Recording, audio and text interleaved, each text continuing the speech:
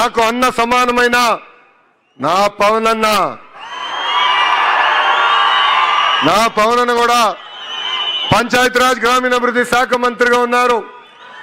ఏకంగా ఆవుల కోసం ప్రత్యేకంగా షెడ్లు కూడా ఆయన ఏర్పాటు చేస్తున్నారు. తప్పనిసరిగా మా కురుబ సోదరులకు అవసరమైన మేరకు షెడ్లు కూడా ఏర్పాటు చేసే విధంగా మా అన్నతో నేను మాట్లాడి చేస్తానని ఈ సభాముఖం మీ అందరికి నేను హామీ ఇస్తున్నా. ఇప్పుడే పెద్దలు సురేందర్ బాబు గారు మాట్లాడుతూ నన్ను ఒక విషయం అడిగారు. భైరవ తిప్ప ప్రాజెక్ట్ పూర్తి చేస్తే బాగుంటుందని కోరారు. భైరవ తిప్ప ప్రాజెక్ట్ శంకుస్థాపన చేసింది తెలుగుదేశం పార్టీ, పూర్తి చేసేది కూడా ఒక తెలుగుదేశం పార్టీనే. మరో ప్రాంతం లాంటి అనంతపూర్ జిల్లాలోనే కార్లు పండించే విధంగా అనేక పరిశ్రమలు మేము తీసుకొచ్చాం. సాగునీటి ప్రాజెక్టులు పూర్తి చేస్తాం. మన జిల్లాలో నిరుద్యోగ యువకులకి పెద్ద ఎత్తున ఉద్యోగాలు కల్పించే లక్ష్యంతో ఈ రోజు పరిశ్రమలు మేము తీసుకొస్తున్నాం. తప్పనిసరిగా ఈ సాగునీటి ప్రాజెక్టు పూర్తి చేస్తాం. హార్టికల్చర్ పెద్ద ఎత్తున పూర్తి చేస్తాం.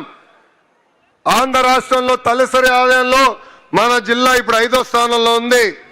అందరం కష్టపడితే రాబోయే 3.5 సంవత్సరాల్లో 3వ స్థానాన్ని కూడా తీసుకెళ్లే బాధ్యత తెలుగుదేశం పార్టీ తీసుకుంటుందని ఈ సభాముఖం మీకు హామీ ఇస్తున్నాం.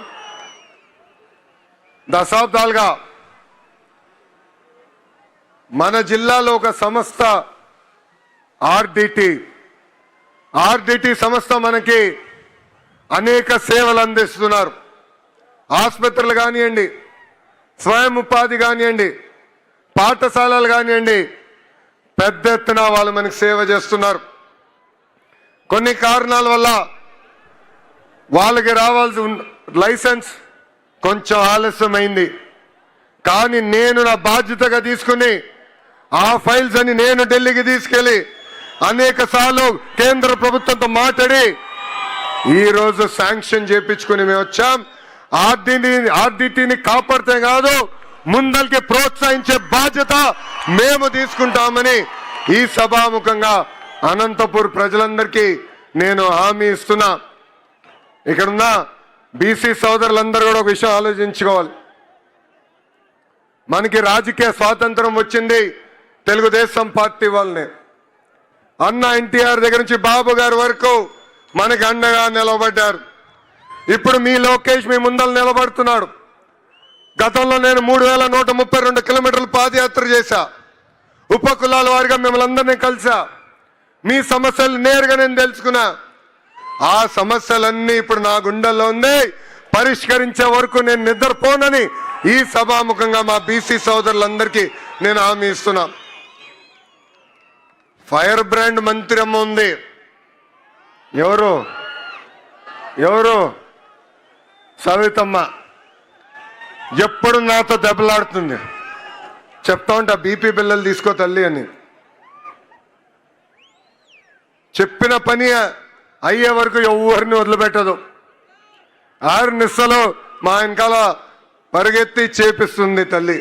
ఇప్పుడు తల్లి పైన కూడా బాధ్యత ఉంది. ఒక బీసీ సంక్షేమ శాఖ మార్చులుగా ఆనాడు మనం ప్రజలకు ఇచ్చిన హామీ ఒక పద్ధతి ప్రకారం నిలబెట్టుకోవాలి. మేడం గారు పక్కన ఆర్థిక శాఖ మార్చులు కూడా నుంచున్నారు, కేశవన్న గారు.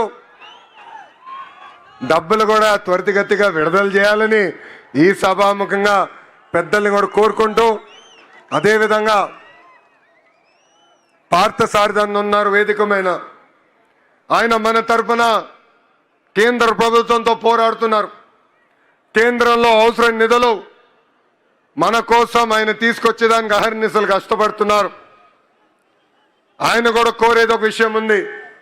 కేంద్రంలో అనేక కార్యక్రమాలు ఉన్నాయి, సంక్షేమ అభివృద్ధి కార్యక్రమాలు ఉన్నాయి. ఆ కార్యక్రమాలు మనం తెలుసుకోవాల్సిన అవసరం ఉంది.